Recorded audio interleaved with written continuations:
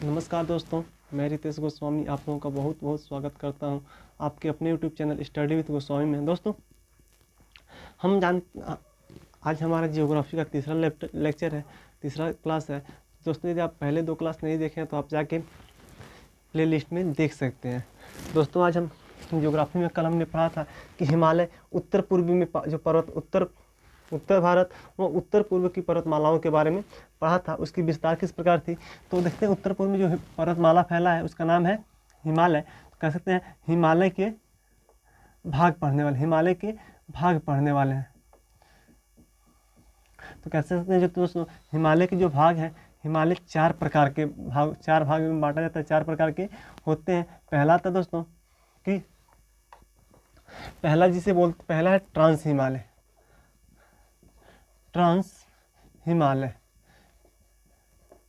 दोस्तों ट्रांस हिमालय की बात करें तो ट्रांस हिमालय को एक और नाम से जाना जाता है, जिसे तिब्बती हिमालय के नाम से ही क्या जाता है, जाना जाता है, तिब्बती हिमालय।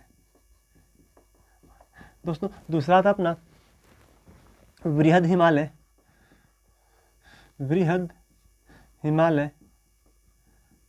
दोस्तों जो दूसरा बृहद हिमालय होता है, तो बात करें बृहद हिमालय को आंतरिक हिमालय या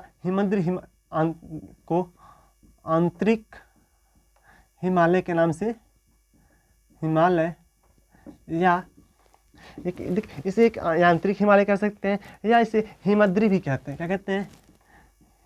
हिमद्री भी कहते हैं। दोस्तों चौथा था अपना लघु हिमालय को दोस्तों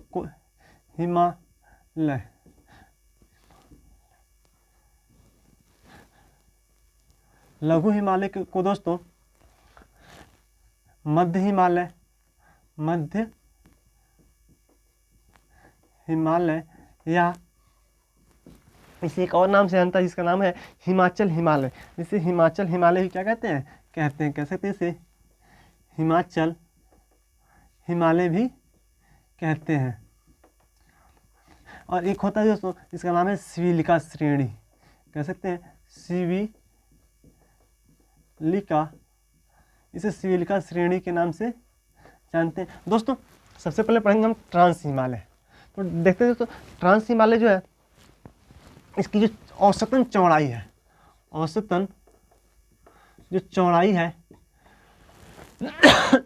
वो कितनी है दोस्तों? तो 40 किलोमीटर। कितनी है? 40 किलोमीटर है। और ऊंचाई की बात करें, औसतन ऊंचाई की बात करें तो 3000 मीटर। क्या कहता है? तो कह सकते हैं 40 किलोमीटर चौड़ाई है इसकी, और ऊंचाई कितनी है? इसकी ऊंचाई 3000 मीटर है। कह सकते हैं दोस्तों इसकी अधिकांश भाग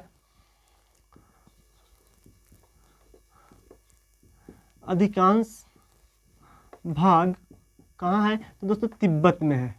इसकी अधिकांश भाग तिब्बत में है, इसलिए इसे क्या कहा जाता है? तिब्बत में होने के कारण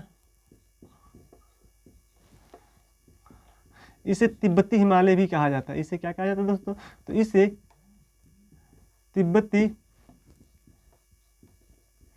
हिमालय भी कहा जाता है। दोस्तों कह सकते हैं इसका अधिकांश भाग कहाँ है? तिब्बत में है, इसलिए इसे क्या कहा जाता है? तिब्बती हिमालय कहा जाता है। और इसकी बात करें दोस्तों, इसकी जो चोटी है, पर्वत श्रृंखला, इसमें इसकी जो पर्वत श्रृंखला है उसके अंतर्गत कौन कौन क्या क्या आता है, कौन कौन पर्वत श्रृंखला आती है दोस्तों? तो पहला आता है काराकोरम कहते हैं जो काराकोरम पर्वत श्रृंखला आती है। दूसरे की बात करें, दूसरा था लद्दाख की पर्वत श्रृंखला, और दूसरा लद्दाख। और तीसरी की बात करें लद्दाख, और तीसरी की बात करें तो जास्कर श्रेणियाँ, काराकोरम श्रेणी, लद्दाख की श्रेणी और जास्कर की श्रेणी इसके अंतर्गत क्या होती है दोस्तों? तो आती हैं। और बात करते हैं दोस्तों आगे बृहद हिमालय। तो बृहद हिमालय की जो दोस्तों बृहद हिमालय की जो क्या है चौड़ाई है, तो बात करें इसकी औसतन चौड़ाई है जो दोस्तों, इस चौड़ाई इसकी 25 किलोमीटर है। कितनी है? 25 किलोमीटर है। और ऊंचाई की बात करें तो लगभग 6100 मीटर ऊंची है। कितनी ऊंचाई है? तो चौड़ाई 25 किलोमीटर है और ऊंचाई 6100 मीटर है। इससे जो हिमालय कह सकते हैं इसकी जो श्रेष्ठ चोटी है दोस्तों, इसकी जो श्रेष्ठ चोटी जो है दोस्तों वो कौन कौन से? तो कह सकते हैं देखिए जो भारत के सबसे ऊंची चोटियाँ, हिमालय की सबसे ऊंची चोटी इसी के अंतर्गत आती है। कह सकते हैं पहला आता है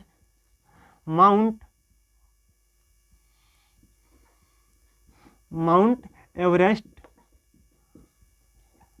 इसकी सर्वश्रेष्ठ चोटी के अंतर्गत दोस्तों एक माउंट एवरेस्ट आता है, दूसरा आता है कंचनजंगा।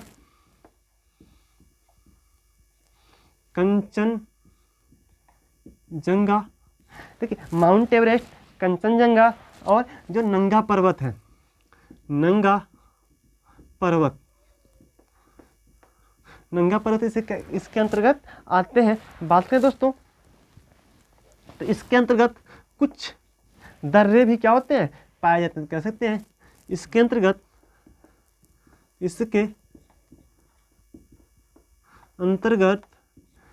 नदियों के द्वारा, देखिए इसके अंतर्गत जो हमारा बृहद हिमालय है दोस्तों, इसके अंतर्गत जो नदियों के द्वारा बनाए गए दर्रे पाए जाते हैं।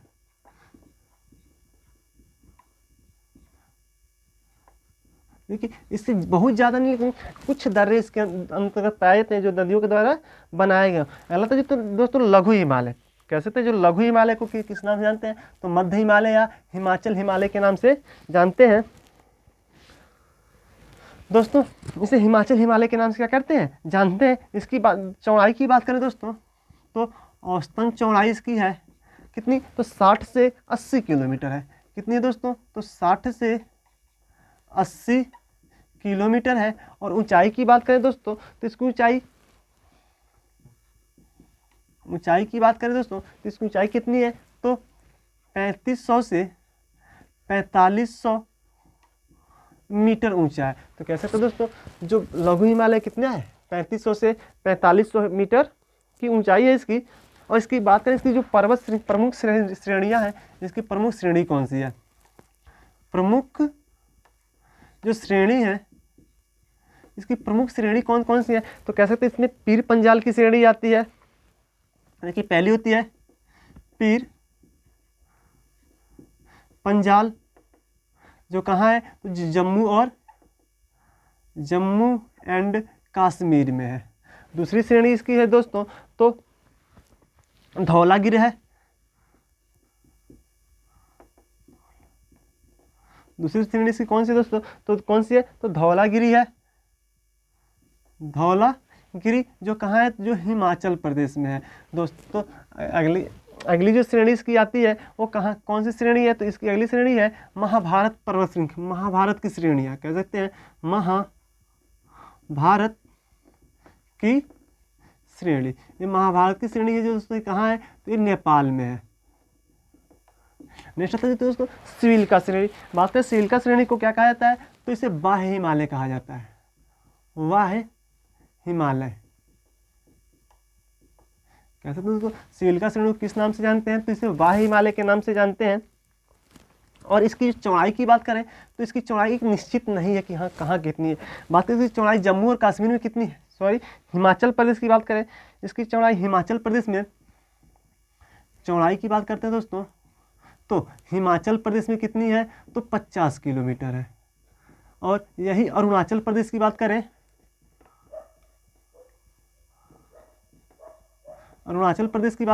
तो वहाँ इसकी चौड़ाई जो है दोस्तों घट के आ जाती है कितने पे? 15 किलोमीटर के अंतर्गत आ जाती है। और इसकी अगला बात करते हैं दोस्तों कि इसकी ऊंचाई कितनी है? तो इसकी ऊंचाई दोस्तों 600 मीटर से लेके 1500 मीटर तक है। इसकी कुछ प्रमुख पर्वत श्रृंखला नहीं, इसके बारे हम दोस्तों अध्ययन नहीं करेंगे। तो कह सकते हैं हिमालय के जो चारों भाग हैं दोस्तों इससे हमने क्या किया? देखा। अब देखते हैं प्रमुख दर्रे। इसे मिटाते हैं और मिटाने में देखते हैं भारत के प्रमुख दर्रे।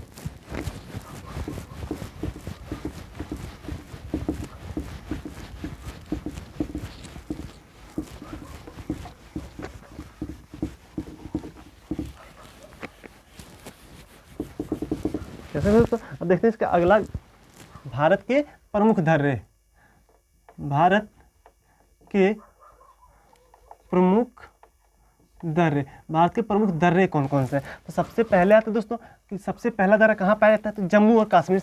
कहाँ से चालू करते हैं? तो जम्मू और कश्मीर से चालू करते हैं।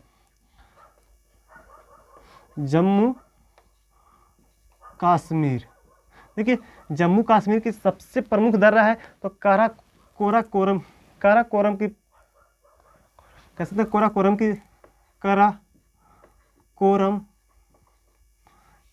काराकोरम दर्रा है। देखिए जम्मू कश्मीर सबसे पहले काराकोरम, जोजिला दर्रा है, जोजिला, काराकोरम की दर्रा, जोजिला दर्रा। उसके बाद करें बनिहाल दर्रा है, बनिहाल। देखिए प्रमुख दर्रा काराकोरम हुआ, जोजिला हुआ, बनिहाल हुआ, बुर्जिल हुआ दर्रा, बुर्जिल हुआ और बुर्जिल दर्रा। अब बुर्जिल की बात करें दोस्तों तो पीर पंजाल के दर्रे भी क्या होते हैं, इसमें आते हैं, इसके अंतर्गत आते हैं। कह सकते हैं पीर पंजाल हुआ। और पीर पंजाल की बात दोस्तों एक और दर्रा कह सकते हैं, पीर पंजाल का दर्रा आता है। इसके बाद बात करें दोस्तों हिमाचल प्रदेश की, तो देखते हैं हिमाचल प्रदेश। दोस्तों हिमाचल प्रदेश के अंतर्गत बात करें कौन कौन दर्रे आते हैं, तो हिमाचल प्रदेश के अंदर देखिए सिप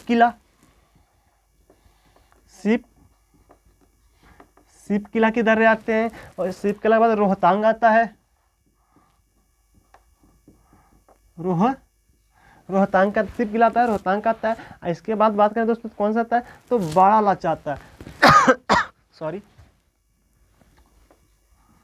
बड़ा लाचा दर्रा। ये किसके अंतर्गत आते हैं, तो हिमालय के श्रेणी, हिमालय के जो हिमाचल प्रदेश के अंतर्गत आते हैं। अगला बात करते हैं उत्तराखंड में कौन कौन आते हैं, उत्तराखंड के अंतर्गत की बात करते हैं दोस्तों, तो उत्तराखंड का अंतर्गत माना दर्रा, पहले सबसे प्रमुख दर्रा कौन सा है, तो माना दर्रा है जो सबसे प्रमुख है। माना की बात करते हैं नीति दर्रा होता है, नीति दर्रा है, नीति दर्रा। और एक आता है लिप्पू लेक। ये तीन दर्रे सबसे प्रमुख दर्रे हैं कहाँ के, उत्तराखंड की। बात कर लेते हैं सिक्किम की, बात करते हैं दोस्तों सिक्किम के अंतर्गत कौन कौन दर्रे आते हैं, तो कह सकते हैं सिक्किम के अंतर्गत देखिए नाथुला दर्रा हो गया, ये किसके अंतर्गत आता है, तो ये देखिए सभी दर्रे के बारे में देख रहे हैं दोस्तों, हम महत्वपूर्ण दर्रों को देख रहे हैं। नाथुला दर्रा किसके अंतर्गत आता है, तो सिक्किम के अंतर्गत आता है। अगला आता है जलपला दर्रा, ये भी कहाँ आता है, तो ये भी सिक्किम के अंतर्गत आता है। और बात करते हैं दोस्तों अरुणाचल प्रदेश के अंतर्गत,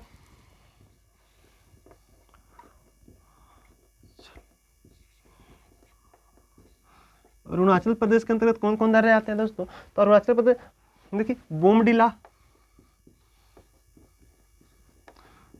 दर्रा कहाँ आता है, तो अरुणाचल प्रदेश के अंतर्गत आता है। बात करें दिफू दर्रा जो होता है ये कहाँ आता है, दिफू है, ये भी आता है अरुणाचल प्रदेश के अंतर्गत। और बात करें यांगिया दर्रा जो आता है, यांगियाप दर्रा जो है, यांगियाप दर्रा जो है दोस्तों ये भी कहाँ आता है, तो ये भी अरुणाचल प्रदेश के अंतर्गत आता है। उसका देखते हैं मणिपुर के अंतर्गत, मणिपुर के अंतर्गत एक ही दर्रा आता है जिसका नाम है तुंगू दर्रा। कैसे दोस्तों ये भारत के प्रमुख दर्रे हुए, किस राज्य के अंतर्गत कौन कौन दर्रे आते हैं उसको हमने क्या किया, कवर किया। दोस्तों आगे देखते हैं, अब देखिए अभी तो हम हिमालय को कवर किए, अब हिमालय के बाद देखते हैं दोस्तों कि भारत में अब क्या आता है, तो प्रायद्वीपीय पठार आता है दोस्तों। हिमालय की बात करें तो भारत में क्या देखने को मिलता है, तो प्रायद्वीपीय पठार देखने को मिलता है। ये जो प्रायद्वीपीय पठार है दोस्तों देखते हैं, उत्तरी मैदान आता है दोस्तों, तो उत्तरी मैदान कह सकते हैं, उत्तरी मैदान।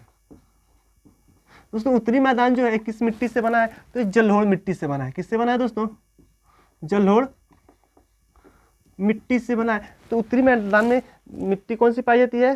तो जलोढ़ पाई जाती है। और उत्तरी मैदान मुख्यतः किस नदी के क्षेत्र पाया जाता है? कह सकते हैं गंगा, ब्रह्मपुत्र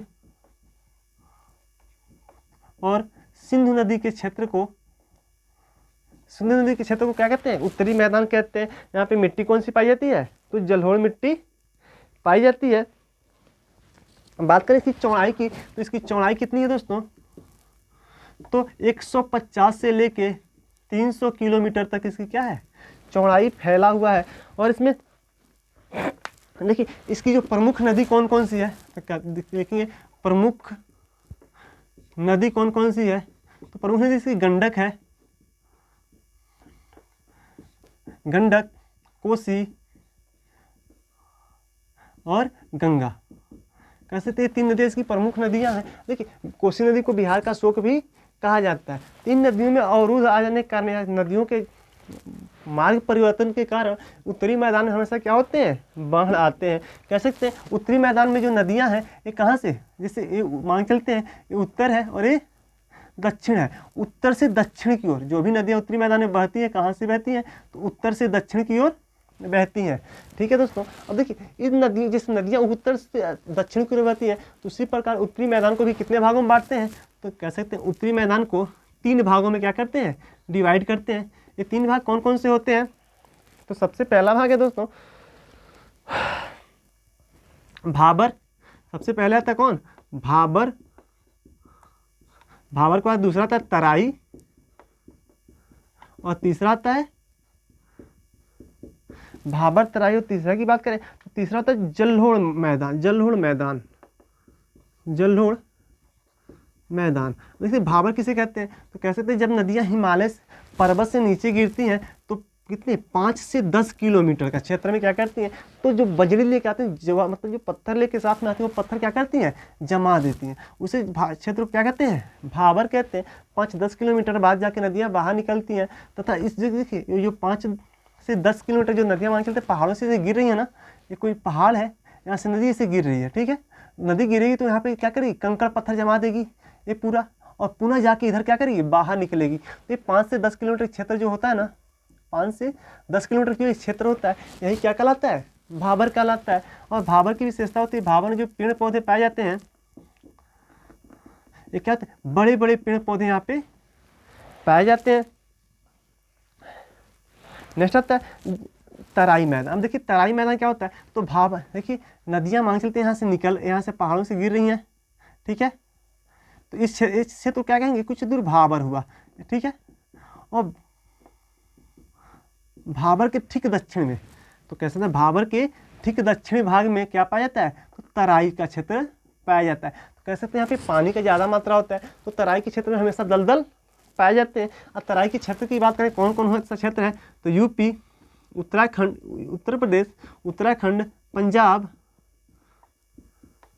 बात करते हैं इसमें के अंतर्गत में पंजाब, जम्मू कश्मीर और हरियाणा। और बात करें हरियाणा, इन क्षेत्रों में फसल कौन कौन सी होती है? तो यहाँ पे जलोढ़ मिट्टी पाई जाती है। तो फसल कौन कौन सी होती है? तो यहाँ पे गन्ना होगा, जो प्रमुख फसलें होंगी दोस्तों, तो गन्ना, चावल और गेहूं, मक्का यहाँ की प्रमुख फसलें हैं। नेक्स्ट आता है कि तराई क्षेत्र के ठीक दक्षिण में कौन सी मैदान पाई जाती है? तो जलोढ़। जलोढ़ की बात करें तो जलोढ़ 2 प्रकार की जलोढ़ मैदान 2 प्रकार की पाई जाती है। पहला होता है बांगर और दूसरा खादर। देखिए बांगर किसे कहते हैं? तो वे भाग जहाँ पे नदी का पानी कभी आता था, बाढ़ कभी आता था, लेकिन प्रेजेंट में बाढ़ नहीं आता है, वो मिट्टी शुष्क हो जाती है, उसे क्या कहते हैं? बांगर कहते हैं। और खादर किसे कहते हैं? तो जहाँ पे हमेशा क्या होती है? जहाँ की मिट्टी हमेशा कट के दूसरे भागों में चली जाती है और नई मिट्टी वहाँ पे बन जाती है, उसे क्या कहते हैं? खादर कहते हैं। ये दोनों बहुत ही उपजाऊ भाग होते हैं। यहाँ का फसल क्या है? तो गन्ना, मूंगफली, केला, चावल और गेहूँ यहाँ की फसल है। बात करें यहाँ की उपज, तो उपज भी यहाँ पे क्या होती है? बहुत ही ज़्यादा होती है। जो आगे बात करते हैं दोस्तों तराई मैदान की, सॉरी आगे बात करते हैं प्रायद्वीपीय क्षेत्र की।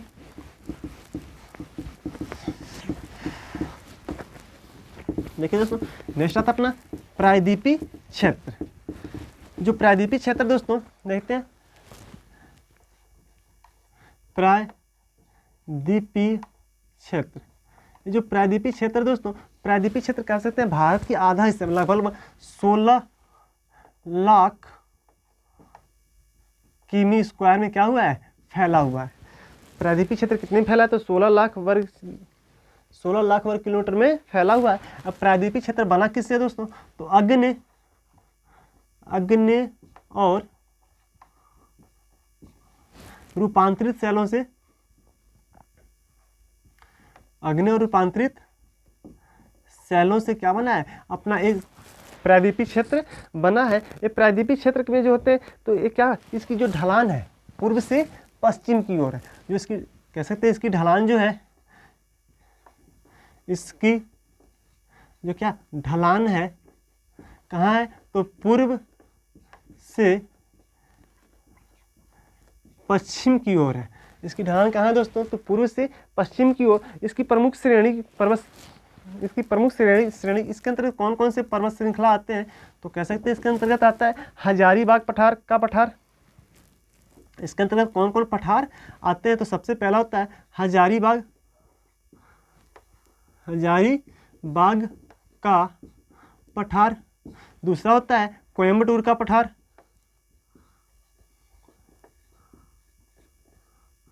कोयम्बटूर का पठार कैसे दोस्तों, कोयम्बटूर का पठार हुआ, हजारीबाग का पठार हुआ, रांची का पठार हुआ,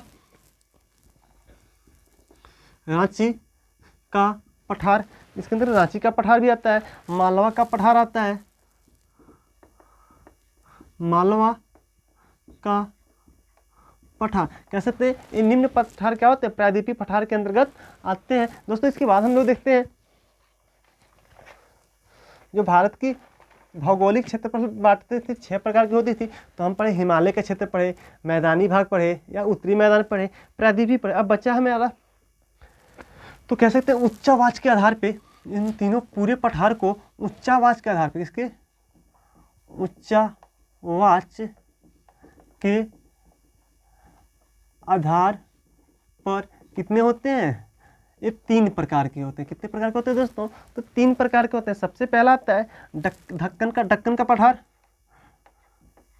दक्कन का पठार पहला होता है। दूसरा होता है, दूसरे को बोलते हैं मध्य उच्च भूभाग, मध्य उच्च दूसरा होता है मध्य उच्च भूभाग, और तीसरा होता है उत्तर पूर्वी का पठार, उत्तर पूर्वी का पठार। कह सकते हैं दोस्तों, देखिए उच्चावाच के आधार पे पठारों को कितने भागों में बांटते हैं, 3 भागों में। पहला दक्कन का पठार, दूसरा मध्य उच्च भूभाग, और तीसरा होता है उत्तर पूर्वी का पठार। नेक्स्ट आता है अगला भाग आता है दोस्तों हमारा कि भारतीय मरुस्थल। देखिए जो भारतीय मरुस्थल है दोस्तों, कह सकते हैं भारतीय मरुस्थल देखते हैं, भारतीय मरुस्थल। जो भारतीय मरुस्थल है दोस्तों, कह सकते हैं भारतीय मरुस्थल में रेत के टीले पाए जाते हैं। भारतीय मरुस्थल कह सकते हैं रेत के टीले को भारतीय मरुस्थल कहते हैं। भारतीय मरुस्थल के अंतर्गत जैसे कह सकते हैं थार भारतीय मरुस्थल कहते हैं,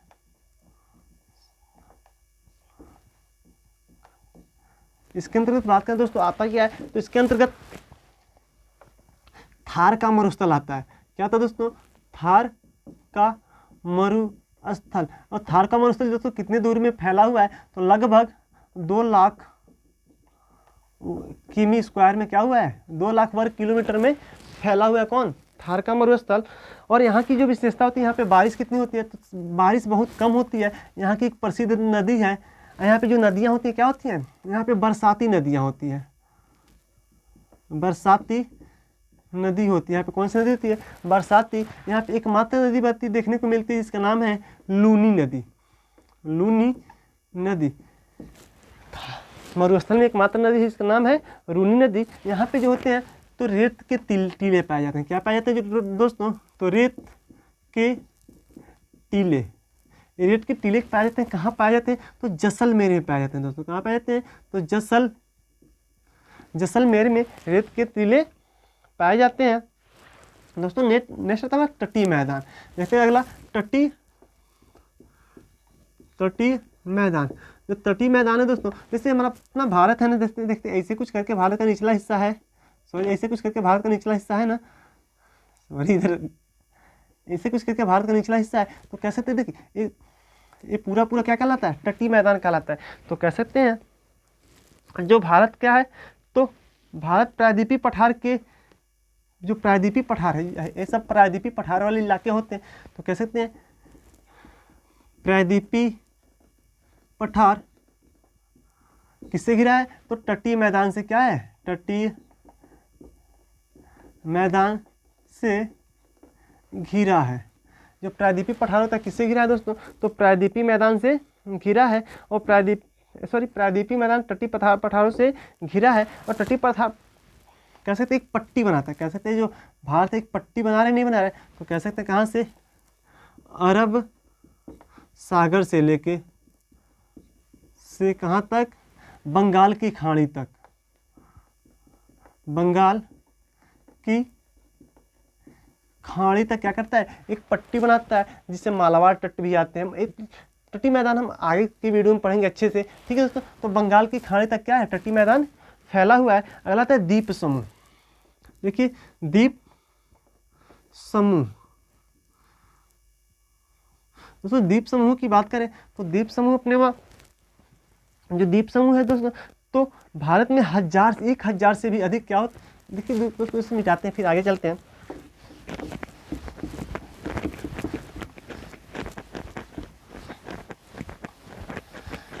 दोस्तों भारत की बात करें तो भारत में लगभग द्वीप समूह, भारत में दोस्तों कितने द्वीप समूह पाते हैं? तो लगभग 1000 द्वीप समूह भारत में पाए जाते हैं। 1000 से भी अधिक द्वीप समूह क्या होते हैं? पाए जाते हैं। ये देखिए द्वीप समूह कहाँ पाए जाते हैं? तो देखिए भारत में बंगाल की खाड़ी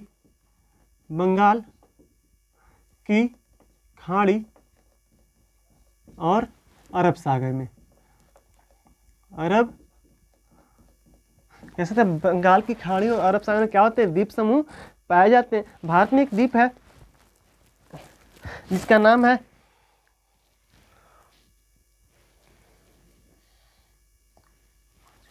कह सकते हैं भारत में द्वीप है जिसका नाम है माजुली या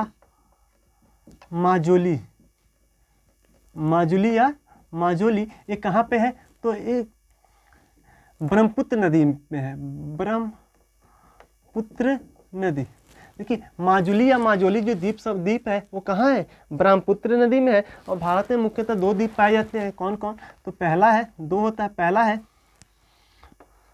कह सकते हैं पहला द्वीप है अपना अंडमान निकोबार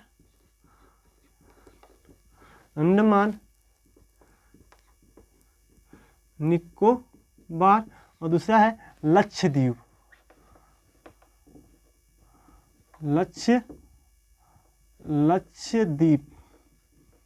देखिए दोस्तों लक्ष्य होता है। अंडमान निकोबार और लक्षद्वीप। बात करें अंडमान निकोबार की दोस्तों, तो अंडमान निकोबार द्वीप समूह कहाँ पाया जाता है? अंडमान निकोबार द्वीप समूह कहाँ पाया जाता है? तो बंगाल की खाड़ी पर लिखेंगे। यह कहाँ पाया जाता है? तो यह बंगाल की खाड़ी में पाया जाएगा। बंगाल की खाड़ी में पाया जाता है। और इसमें कुल कितने द्वीप हैं? तो कुल बंगाल की खाड़ी में कुल 572 द्वीप हैं। कितने द्वीप हैं दोस्तों? तो 500। इसमें बंगाल की खाड़ी में 572 द्वीप हैं। जो क्या करता है? तो देखिए बंगाल की खाड़ी में 10 डिग्री का जो चैनल है, 10 डिग्री का चैनल किसको बांटता है? तो अंडमान और दक्षिणी निकोबार को क्या करता है? दक्षिणी निकोबार को दो भागों में विभाजित करता है।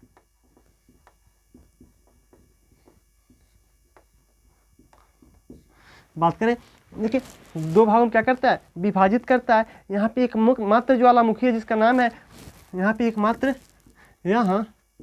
एकमात्र सक्रिय ज्वालामुखी है। देखिए भारत में सक्रिय ज्वालामुखी कहाँ पाया जाता है, तो अंडमान में पाया जाता है। तो यहाँ पे एकमात्र सक्रिय ज्वालामुखी है जिसका नाम क्या है दोस्तों, तो जिसे कहते हैं वैरन आइलैंड। यहाँ पे एकमात्र सक्रिय ज्वालामुखी जिसका नाम है वैरन आइलैंड। अब बात करते हैं दोस्तों लक्षद्वीप की। दोस्तों लक्षद्वीप की बात करें,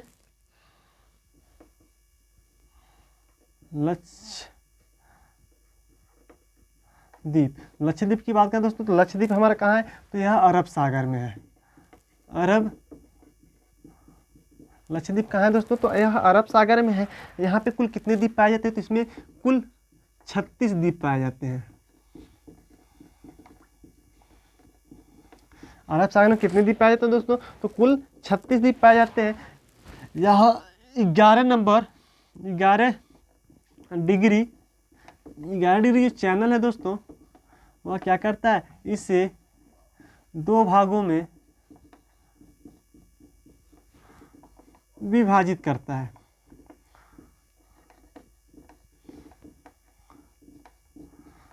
यह द्वीप किससे बना है, तो यह प्रवाल भित्तियों से बना है। प्रवाल